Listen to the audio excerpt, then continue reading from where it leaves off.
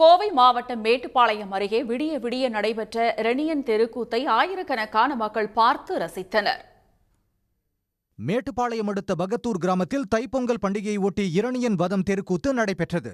தெருக்கூத்தில் வரும் கதாபாத்திரங்களான இரணியன், பக்த பிரகலாதன், யமதர்மன் போன்ற வேடங்களை இந்த கிராமத்தைச் சேர்ந்த இளைஞர்கள் முதல் முதியவர்கள் வரை ஏற்று நடித்தனர். காலரா, பிளாக் அந்த மாதிரி நோய்கள் எல்லாம் வந்தபோது ரொம்ப ஊரில் எல்லாம் சிரமப்பட்டிருக்கும் போது இந்த நாடகம் நடந்து நடித்து சிறப்பான முறையில் எல்லாருக்கும் அந்த நோய் நீங்கி நல்லா வாழ்ந்ததாக சொல்லிட்டு இருக்காங்க.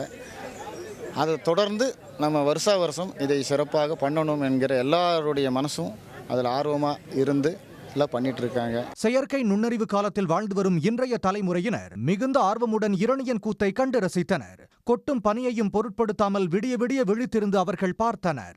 இது 200 வருஷமா நடக்கிற தெருக்கூத்து.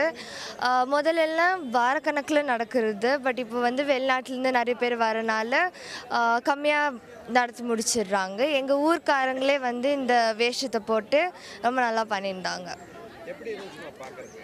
ரொம்ப நல்லா இருந்துச்சு. அந்த சாமியெல்லாம் அவங்க சுற்றி ஆடுறது லைக் இட் வாஸ் அமேசிங். 200 ஆண்டுகளுக்கு முன்பு பகத்தூர் கிராமத்தை கொடிய தொற்று நோய் தாக்கியதாகவும் இரணியன் கூத்து நடத்தியதால் நோய் நொடிகள் பரவுவது தடுக்கப்பட்டதாகவும் அப்பகுதி மக்கள் தெரிவித்தனர். உடனுக்குடன் செய்திகளை தெரிந்து கொள்ள சன் நியூஸ் பெல் ஐகானை கிளிக் பண்ணுங்க.